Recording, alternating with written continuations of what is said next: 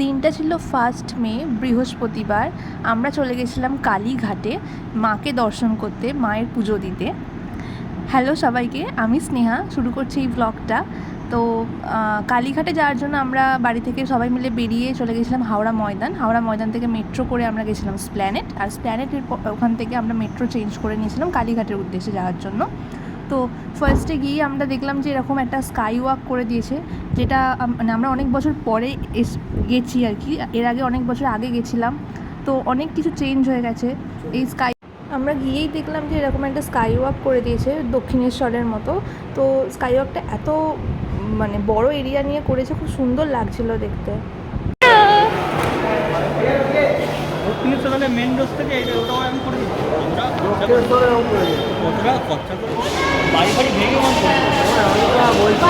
এত সুন্দর স্কাই ওয়াকটা করে দিয়েছে। আমরা অনেক দিন মানে আমি তো অনেক বছর পরে না, আমি একদম ছোটোবেলায় এসেছিলাম, মা বাপি এসছে অনেকবার, বাট এই জায়গাটা খুব সুন্দর লাগছে। প্রথম মানে এসে খুব এক্সাইটেড লাগছে, কিন্তু একটু তাড়াতে আছি মন্দির যদি বন্ধ হয়ে যায় সেই ভয়, ওই জন্য।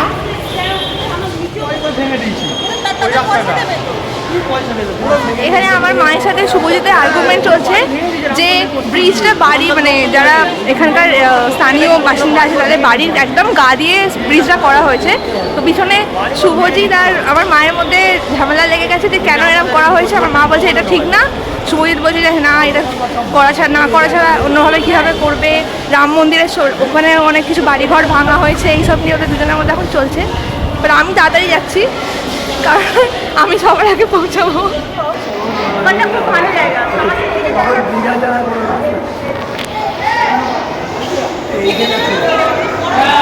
সামনে এখনো অনেক ভিড়, বাট আমি তাড়াতাড়ি পৌঁছানোর জন্য তাড়াতাড়ি করে হাঁটছি। ওরা পিছনে গল্প করে করে করে করে আসছে।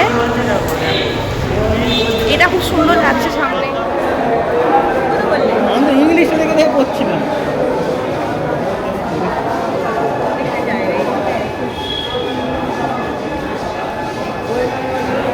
এই যে আমরা প্রায় এসেই গেছি, মন্দিরের চূড়াটাও দেখা যাচ্ছে দূর থেকে।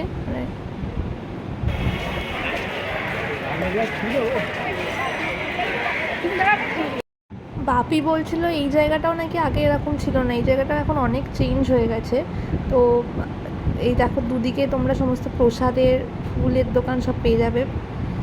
আমরা যাচ্ছিলাম যে কোন নম্বর দরজা দিয়ে ঢুকবো সেটা জানতে, কারণ এখানে অনেকগুলো দরজা ছিল। ফার্স্টে আমরা গেছিলাম 1 নম্বর দরজার কাছে, কিন্তু বললো এখান দিয়ে লাইন দেওয়া যাবে না, লাইন পড়ছে 2 নম্বর দরজা দিয়ে। তো আমরা ওই জন্য আবার ওখান থেকে বেরিয়ে 2 নম্বর দরজার কাছে গেছিলাম লাইন দেওয়ার জন্য।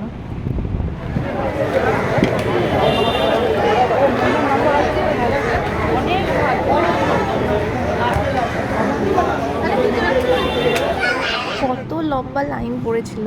আসলে ওই দিনে ছুটির দিন ছিল, তো সবাই ওই জন্য ওখানে ভিড় করেছিল পুজো দেওয়ার জন্য মায়ের কাছে। তো ওই জন্য এত লম্বা লাইন। আমরাও লাইন দেওয়ার পরপরই দেখলাম আমাদের পিছনে আরও লম্বা লাইন বেড়ে গেছে।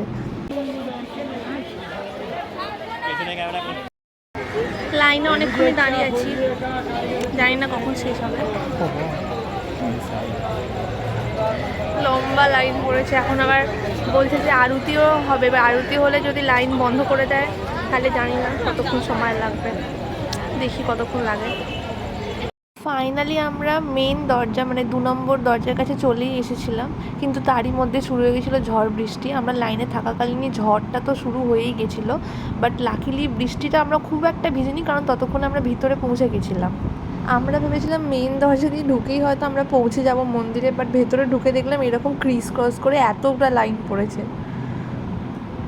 এই দেখো অলরেডি আমরা পৌঁছে গেছি অনেকক্ষণ লাইনে দাঁড়ানোর পর, প্রায় 1.5 ঘন্টার পরে। এই যে মন্দিরের সামনে আমরা পৌঁছে গেছি, তার সাথে শুরু হয়ে গেছে বৃষ্টি। মায়ের মেন মন্দিরের পাশেই ছিল শ্যামের মন্দির, এই যেটা শ্যামের মন্দির, আর তার পাশেই ছিল মহাদেবের মন্দির।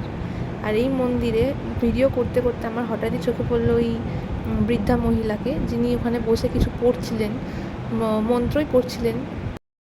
মায়ের মেন মন্দিরে ভিডিও করা বা ফটো তোলা অ্যালাউ না, ওখানে লেখাই ছিল, তাই আমি আর ভিডিও তুলতে পারিনি মেন মন্দিরের ভিতরে। কিন্তু তখন আর ইচ্ছাও করেনি যে ভিডিও করার জন্য। তখন মনে হচ্ছিলো যে মায়ের দিকে একভাবে তাকিয়ে থাকি, আর সেই জন্য আর ভিডিও করাও হয় না, আর ভিডিও অ্যালাউ ছিল না।